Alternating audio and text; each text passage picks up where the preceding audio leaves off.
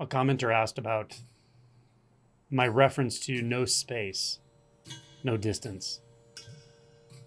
And they mentioned that they understand expansiveness or expansiveness of consciousness, but that doesn't fit with the mention of no space, no distance. So I wanted to address that. When we first experience consciousness without a solidified identity paradigm, it feels incredibly freeing, expansive, blissful, flexible, peaceful. This experience of no boundary to the sense of self, or the self with a big S,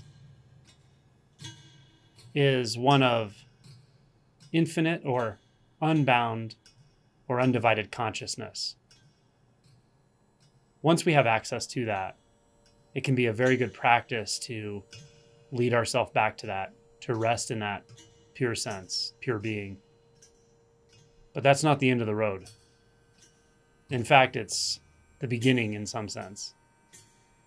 Realization will move beyond any paradigm of identity within consciousness, including an expansive or infinite identity, or an identity of everything is I or everything is consciousness.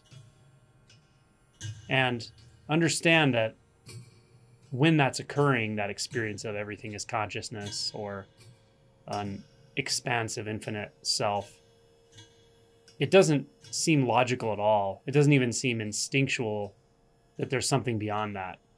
It sounds absurd. And yet, if you're willing to let the process unfold, if you're willing to let the perceptual filters continue to drop, you'll start to experience different qualities of presence. I have a video called What is Presence somewhere in my library that addresses this. So at some point, after this initial shift in identity, it starts to become obvious that things still aren't quite natural in the way we're perceiving expansiveness, infinite consciousness, infinite being. It's hard to talk about what that's like, but it actually starts to feel very visceral. It starts to feel like a sort of fear of death. This manifests in many different ways. Often people, after a long period of this peace and bliss of consciousness, start to feel a lot of fear around death, around illness, around the body, around disease, etc. And this can be surprising because what we want to do is tell ourselves, well, that's not real. What's real is infinite consciousness. What's real is everything is being, everything is purity, is I.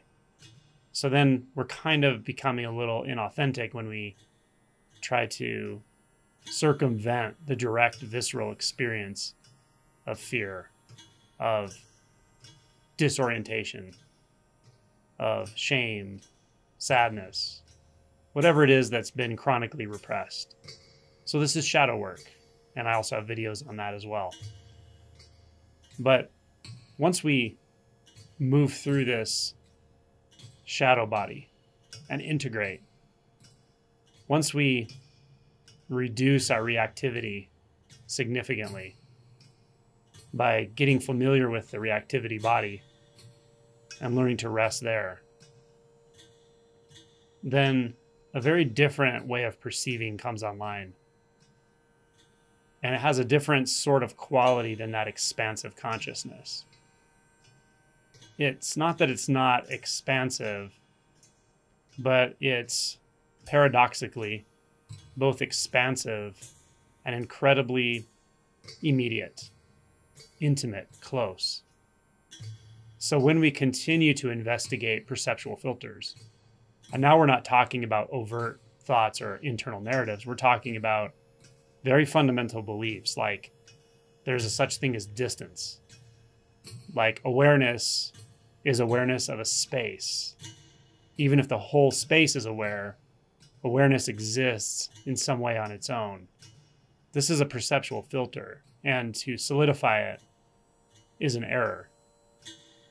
To continue to inquire into its nature and how it comes in contact with actual experience, the sense fields, will ultimately dissolve this barrier. And now there's a very different perception of presence. There's a very different perception of infinity. Infinity is not some expansive space. But understand that really the only way the mind can perceive infinity is through some sort of expansion, distance, etc. So it's not that the infinite nature of reality is lost. It's that we're now seeing very clearly what infinity actually is. It's infinitesimally close. It's without any possibility of there being an other. There's no other. And when there's no other, there's also no central one at all. So you can see how language completely fails here. And yet the realization is very, very clear. So this isn't expansive consciousness.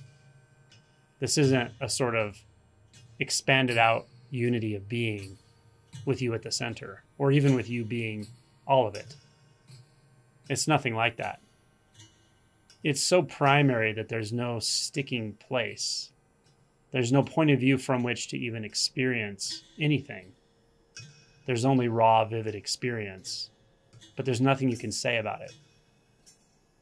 There's no labels for it. There's no place it's happening. It's not happening in a time, and it's not happening in a place. Thus, there's nothing acting upon anything outside. This is very dynamic in one sense, because there's a releasing that's ongoing. And at the same time, there's something so incredibly still. Perhaps you could say it's the stillness of the non-arising nature of all experience, all phenomenon. Because no mark is left. And the only evidence you have for appearance is the appearance itself. It's its own evidence of being. And there's nothing else. There's nothing apart from it, aside from it. Nothing there confirming it. It's too real to need confirmation, too immediate, too close. And at the same time, there's absolute dissolution. This moment will never, ever happen again. This moment never even happened in the first place.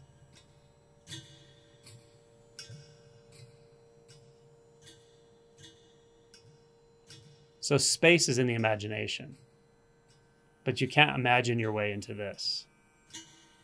The only thing that can happen is the identity can drop fully out of imagination. And then reality is right there, right in front of your face. It's just the sensation, just the color, just the pattern, just the sound, just the movement. There's nothing more for you. There's nothing more to the experience.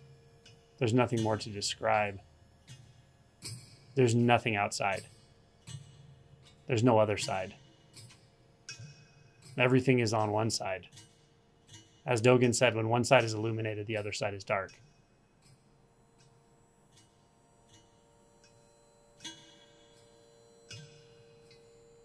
So attune to that illumination of appearance.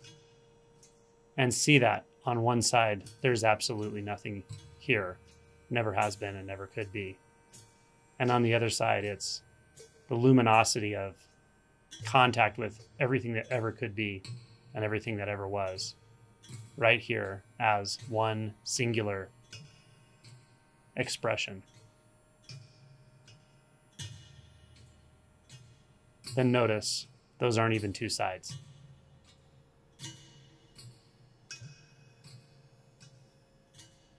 That's no space. And it's true freedom.